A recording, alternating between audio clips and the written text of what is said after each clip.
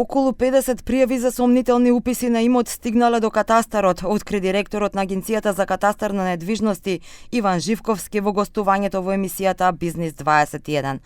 Дел од случаите веќе се проследени до Министерството за внатрешни работи и се процесуираат за поднатамошно постапување. Најчесто станувало збор за уписи на имот кои не требало да бидат извршени, а во дел од пријавите се индицира и можен обид за корупција. Станува збор за упис кој што не требало да биде направен, станува збор, имаме индикации и за правни лица, но и физички лица кои што доаѓале и нуделе нешто спрема вработените, и за тоа каде што имаме материјални докази, тоа го проследуваме, затоа што, знаете, коруптивните действија се двонасочна улица.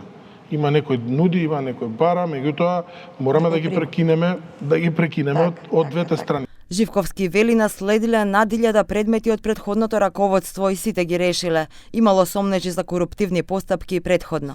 Во минатото конкретен предмет бил доделуван по желба кој службеник да го работи. Во минатото зборуваме каде што предмети биле одбивани без соодветно образложение. Во минатото бил одбиен предмет кој што требал да биде одбиен, имал една забелешка, бил вратен назад, кога ќе дошол повторно на постапување, му наоѓале уште 3 дополнителни забелешки. Зошто било така? Меѓутоа имаме и предмети кои што не требало да бидат поминати, а биле поминувани со брзина на светлината.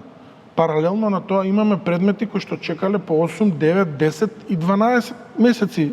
Покрај кампањата Не биди соучесник за спречување на ваквите појави, катастарот вовел внатрешни мерки со кои се минимизира контактот меѓу странките и службениците. Предметите од различни градови можат да ги обработуваат служби од цела земја, со што се отежнува потенцијална злоупотреба.